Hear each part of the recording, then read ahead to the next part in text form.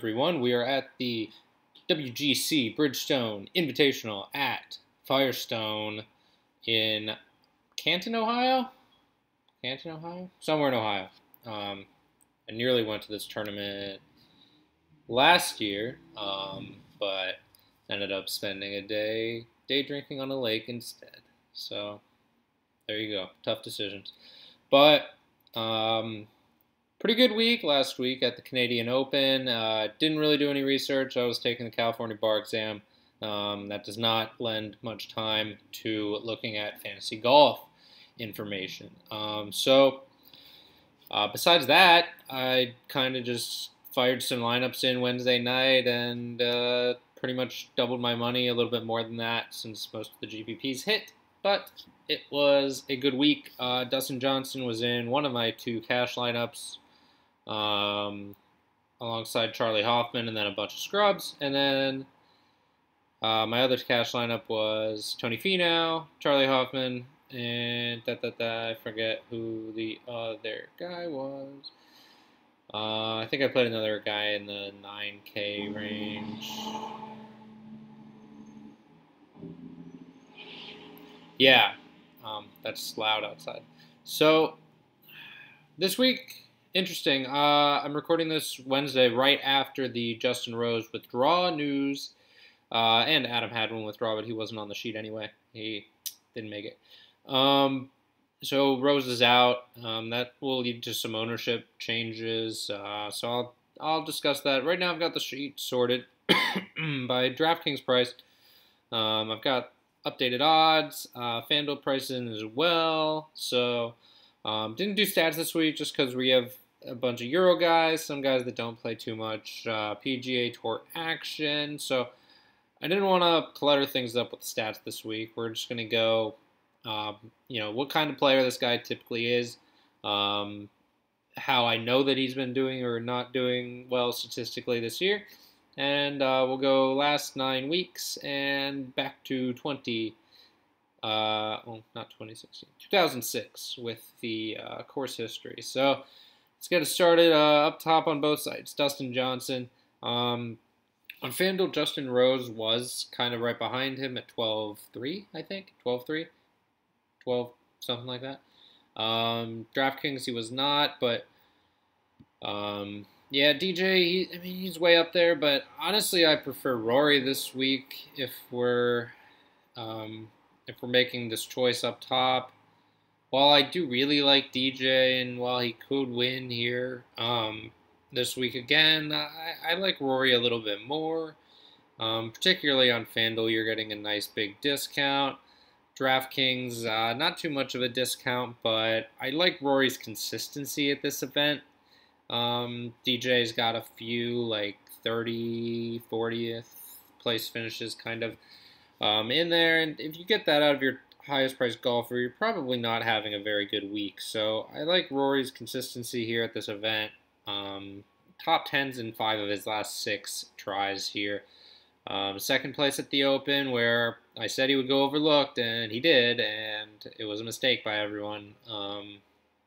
So that was a big leverage play by me. But yeah, Rory this week is going to be my favorite high dollar spend over DJ. Tiger comes in now as the 3rd highest priced golfer on DraftKings, but he's a pretty reasonable 10-8. 11-3 on FanDuel is also very reasonable. When you look on FanDuel, you have Day, Thomas, Ricky, Spieth, Tiger, Koepka, Molinari, Fleetwood, Stenson, Reed, all in this like $500 price range of FanDuel. So when I get through all these guys, I'll tell you who in that range that I will be playing. But Tiger is one of those guys. Spoiler alert. He has done very, very well at this event in the past. That may even be an understatement. He has, I believe, 8 wins here. 8? I want to say 8 wins. Maybe 5 might be the number. 5 or 8. It's one of those two. But Tiger, very, very dominant here in the course of his career. I'll ignore the withdrawal. I'll ignore the 78th. Besides that, Tiger's been lights out at this tournament. This is a tournament that leads, if I was looking at key stats this week, they would be off the tee, approach. They would be mostly ball striking stats, and then bombers, for the most part, tend to do better here. So a little longer off the tee, probably a good thing here. But Tiger's been gaining a ton of strokes tee to green. He just has not quite been getting the job done with the putting, and then other times it's the off the tee game that kind of goes away. But I think Tiger will be just fine here this week. I like Tiger a lot. I will have a bunch of him on both sites. I will have more of him on FanDuel, though, where I think he's just a more reasonable price. You might have name value with Tiger over a guy like Tommy, but I honestly would say that their range of outcomes is pretty similar this week. I mean, this isn't Tiger from 2007 when he's winning this tournament every year, so we have to temper expectations a bit, but, if there was a place, it would be this tournament.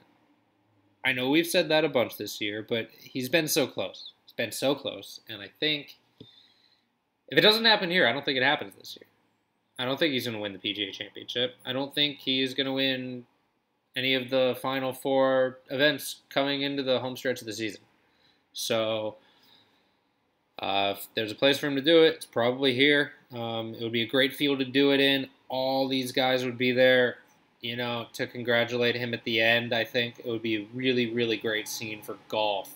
It would be goosebumps, chills, tears. It would be intense. So I hope it happens, but we hoped it would happen at the British too, and it didn't happen. So we'll have to wait and see. But I will have a bunch of Tiger this week because I think he has a great shot to win here. 12-1 might be a little off. I think he might be more of true odds, probably 18, 20. Probably Rose should be the only guy between there and 10.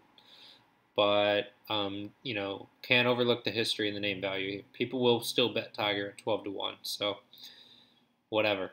We'll move on to Spieth. Spieth, 3 top 13s here in his last 3 tries. But even at the Open, the putter was still kind of not there for him. I think he benefited from those kind of open conditions, which he likes, which he's played well in before, which he won in last year.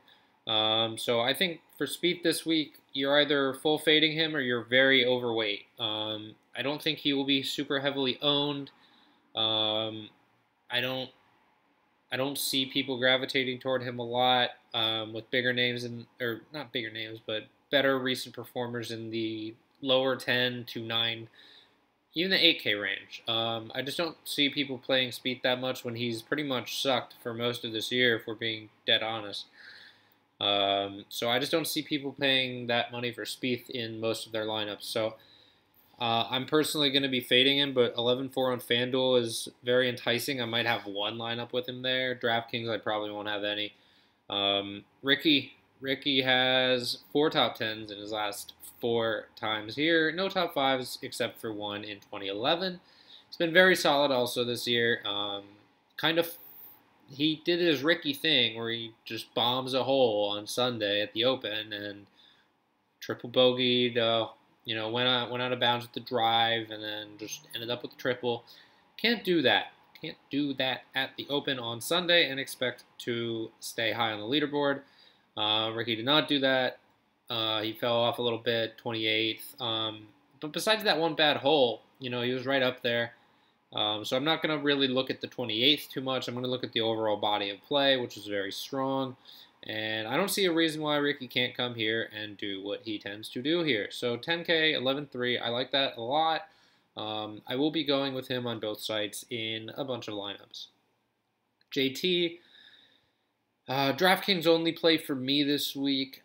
This is a no-cut event, so JT, he always has the capability to post a low round, very low round. He goes on these heaters. Him and Hideki are the 2 guys that really go on those heaters, and they really have that potential to post a solid 62, 63 type of round. Really, any week they tee it up, so I'm going to go JT a lot on DraftKings, no cut event. This is a situation where JT, say Day finished 24th, Molinari finished 24th last year, and JT finished 28th. Well, JT could outscore those guys in DraftKings points with the way he plays. So I'm going to go with JT in a bunch of lineups and just hope it works out. I don't really see him bombing out this week. I think he's too good of a golfer for that. So I do really like him here this week. Jason Day, for me, more of a GPP play at this price, and just I'm just not a huge fan of it this week. I think he will go very low owned, but I just don't really see a reason to pay this price for him, other than the off chance that he wins or top fives, and then some of these other guys just don't. Molinari on the run of his life, he will never do this again, but with the way he's playing right now, you have to wonder if, this course history, do we throw it out? Do we look at it? I mean, personally, I'm going to kind of just assume he finishes, like if I was projecting him, I would project him for like 20th to 15th. We want to say in a field like this, but he just won in a field like this. In fact, a deeper field because there are even more players. So for me, it's tough to fade him right now, but maybe I think I'm going to fade him just based on the angle that the Open was his load, and he blew it. Blew his load at the Open. He won. He's out. Got that out of his system, and I'm going to say that, he's kind of going to regress a little bit this week. I mean, you got to think that he's not been focusing 100% on this tournament, considering he just won the British Open 2 weeks ago, and that was his first major. So for me, I'm going to kind of stay away from Molinari. It could bite me, but I personally just, I think he might have a little bit of a hangover after that. A little bit. I don't think it's going to be a long-term thing. I think he's still a top talent, but just not gonna go there this week. John Rahm, 9,600, 10.9 on FanDuel. 10.9 on FanDuel is a great price for a guy that, like JT and Hideki, can go low at any time. Bomber. This isn't the British Open. The Open is for John Rahm, JT, the tournament that I think is going to give them a lot of trouble until they really settle down and figure it out. But right now, even Rahm at 9,600 on DraftKings, a little bit high for me maybe. I would have preferred like a 94, 9,300, but 96 I'll have some. Probably not too much though. I think I don't see a very wide range of outcomes for Rahm this week, but I don't see him bombing out too much, but I also I don't know about his.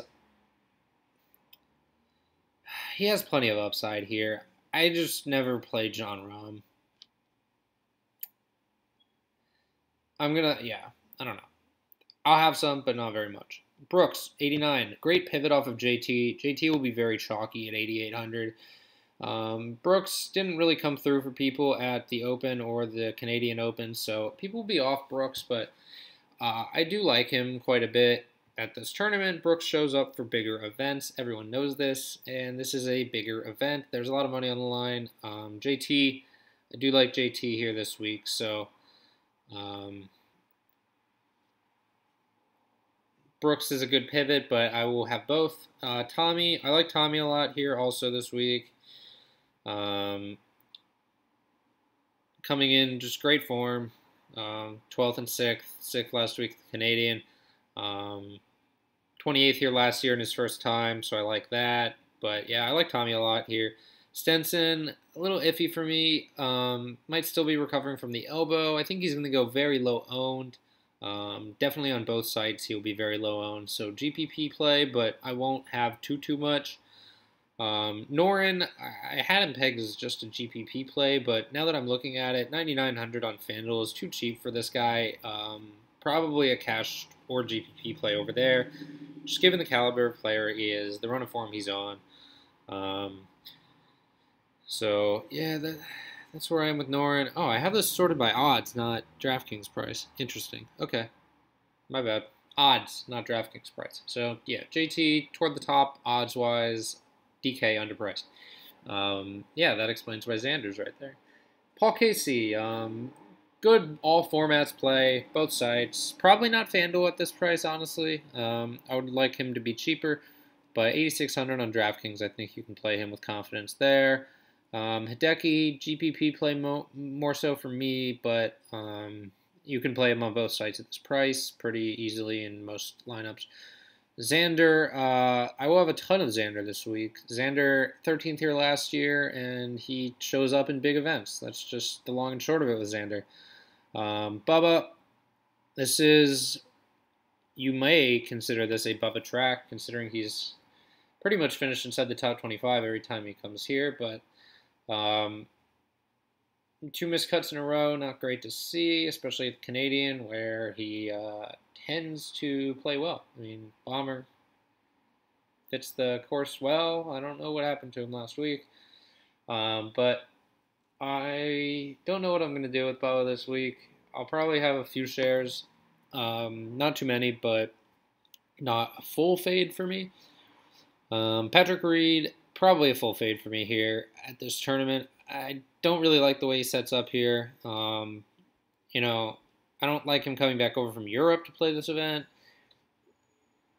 So yeah, I'm gonna kind of just stay away from Patrick Reed this week. Zach Johnson, he plays this event every year, and he comes inside the top 40 every year, which basically means that he's not gonna tank your lineup. He's not gonna be that guy that finishes 70th and just screws you out of all the money. You know, I think he's just a very solid play this week, both sites. I think he's got upside in a pretty solid floor. Cantlay, I don't know what to do with Cantlay this week. I like him for this course. He sets up well. I think he will go low owned. So I like him more as a GPP play, but oh god, I gotta stretch. Yeah, Cantlay I think is a solid play for GPPs this week. Cash, probably not so much. I think Xander cheaper, Finau cheaper, ZJ 100 cheaper. I would take any of them in cash over Cantlay, but Cantlay will be low owned, and I think he's a very similar play in terms of range of outcomes for those guys. Finau, gotta like Finau every week. Sets up well here. Bomber, greens and regulation. Not great at putting, but Hideki won last year, so that says a lot. Leishman, full fade for me this week. Just doesn't check the boxes. Bryson.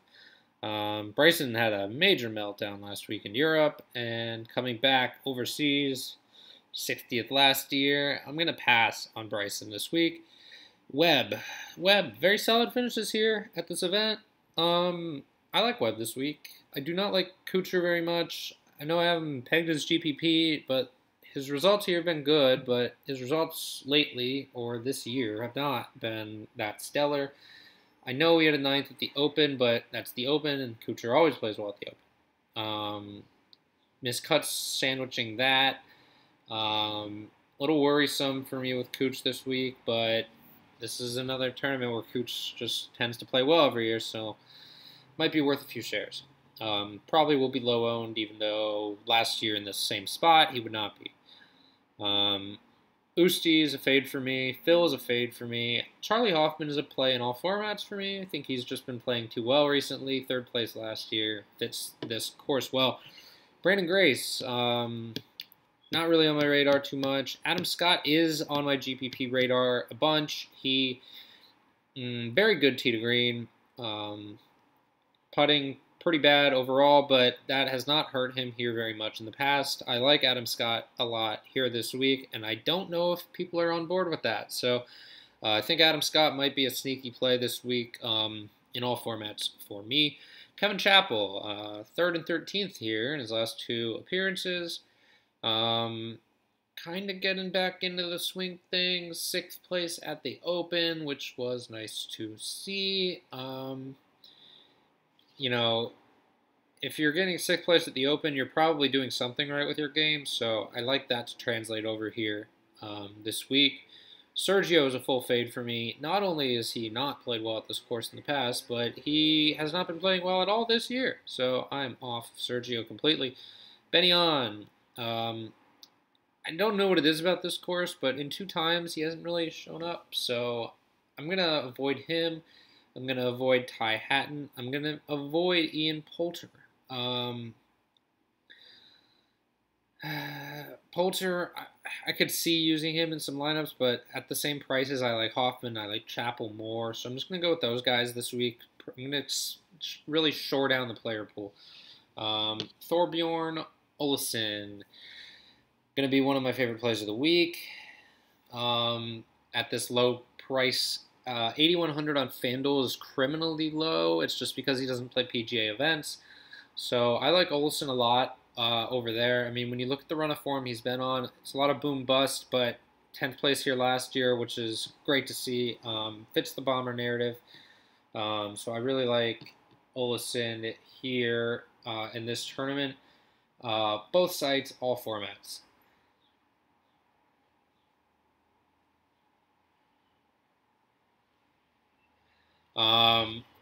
Russell Knox is going to be a fade for me. I don't know where he came from last year to do well in this tournament, but I don't see it happening again. Kisner, I also don't really...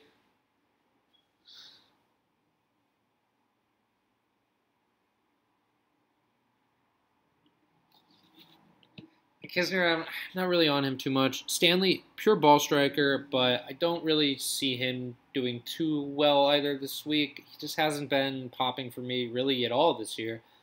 Luke List, people are going to play Luke List this week. A lot of people are going to play Luke List this week at this cheaper price tag. I'd rather pivot and play Kevin Na, personally. I'd rather pivot up and play Kevin Chappell. I'd rather pivot up a little higher and play Hoffman, Scott, Olesen. I'd rather play any of these guys over Luke List. You know, Luke List has not... Okay, 3rd at the Scottish Open, 39th at the Open. Great. Before that, not playing very well. And I think people just overlook that because when Luke List isn't playing well, people just take him off their radar. When Luke List is showing up places, people put him on their radar and they're all in. Because Pat Mayo's always all in on Luke List. He loves Luke List.